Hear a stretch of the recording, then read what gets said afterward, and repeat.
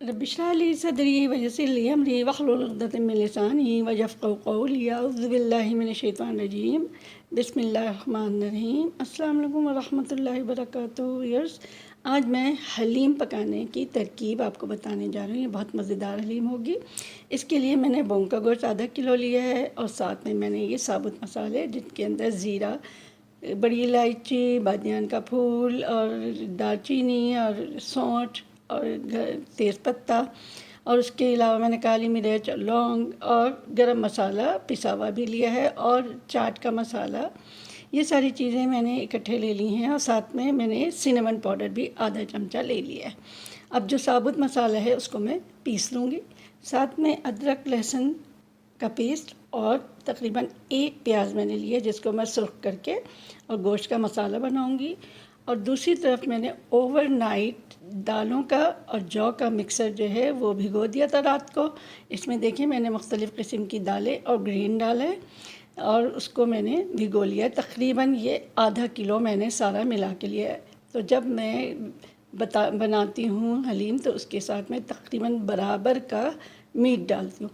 तो आधा किलो मैंने ये सारा सामान लिया है और उसके साथ मैंने ये आधा किलो गोश्त लिया है। अब मैंने ये जौ और दालों का आमेज़ा बॉईल करने के लिए अपने इंस्टेंट पॉट पे डाल दिया है और इसको मैं लिड ऑन करने से पहले और मल्टीग्रेन ऑप्शन पे डालने से पहले इसमें तकरीबन 1 चम्मच हस्बे ज़ायक़ा नमक डाल के और अब इसको पकने के लिए रख दूँगी। ये ज़्यादा से ज़्यादा आधे घंटे में अच्छी तरह गल जाएगा। अब हमने इधर दूसरी तरफ पैन में तकरीबन 1 कप ऑयल लेके इसको गर्म किया और इसमें हमने कटी हुई अनियन डाल दी और इन कटी हुई अनियन को तकरीबन पिंक होने के बाद जब इनका कलर चेंज हो जाए उसके बाद हम इसके अंदर गोश्त और अदरक लहसुन का पेस्ट डाल के हम इसको स्टर फ्राई करेंगे। प्याज हल्की ब्राउन हो गई है। अब हम इसके अंदर गोश्त डालेंगे।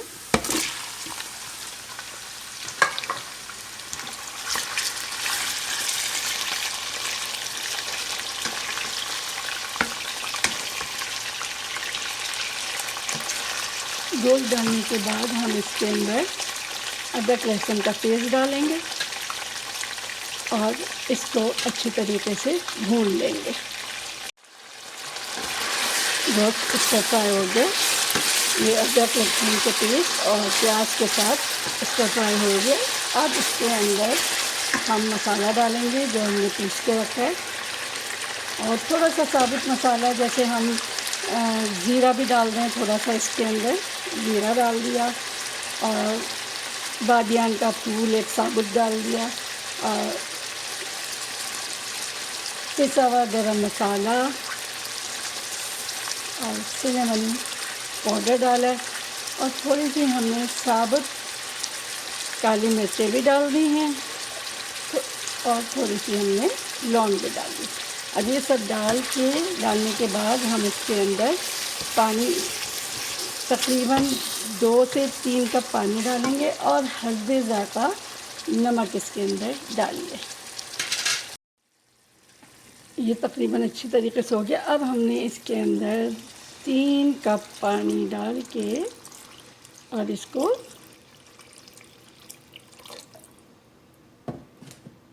मिक्स करके और गलने के लिए ढककर धीमी आंच पे छोड़ देंगे। उसके बाद आप इस देखेंगे कि हमने नेक्स्ट स्टेप क्या करते हैं। ये गोश्त तकरीबन गल गया है, बिल्कुल गल गया। अब हम इसको थोड़ा सा इसकी बोटियों को इस तरीके से तोड़ रहे हैं। ये इसकी बोटियाँ मज़ीद रेशे रेशे हो जाएंगी। पूरा गल गया है, ये देखें ये गल गया है और अब हम इसको रेशे रेशे कर रहे हैं। फिर हम इसको डाल देंगे और जो हमारा बॉईल हो गया उसके अंदर हम इसको डाल देंगे। दूसरी तरफ ये जौ और दालों का आमेज़ा अच्छी तरह से गल गया। ये देखें ये गल गया। अब हम इसके अंदर वो अपना गोश्त डालेंगे। अब इसके अंदर हमने ये सारा अपना मटेरियल डाल दिया, ये डाल देंगे।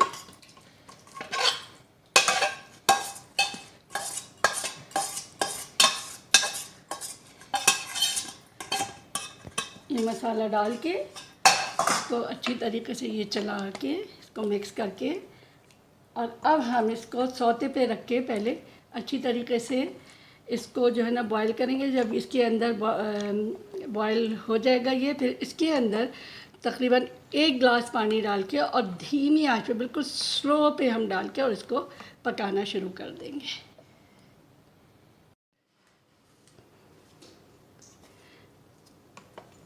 इसमें स्टीम आ गई है, ये बॉईल हो गया। अब इसके अंदर पानी डाला तकरीबन 1 कप।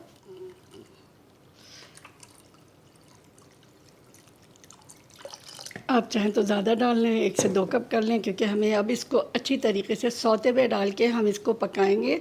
जब ये खूब अच्छी तरीके से मिक्स हो जाएगा, फिर हम इसके अंदर इसको धीमे आंच पे छोड़ के पकाएंगे और वक्तन फ़वक्तन हम इसको घोटते रहेंगे। मैं यार थोड़ी देर के बाद हम अपनी हलीम को जो है घोट रहे हैं, ये इस तरह से थोड़ी थोड़ी देर के बाद घोटते रहेंगे और फिर इसको धीमी आंच पे बिल्कुल पकने के लिए मज़ीद छोड़ देंगे। तो अभी मैं इसके अंदर अब इसमें चाट मसाला डाला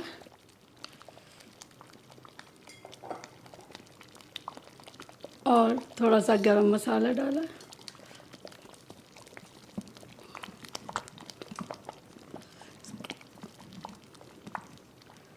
घुटाई अच्छी तरीके से कर देंगे। अब मैं इसको बिल्कुल धीमी आंच पे स्लो कुकर पे छोड़ के और फिर थोड़ी थोड़ी देर बाद इसकी घुटाई करती रहूँगी।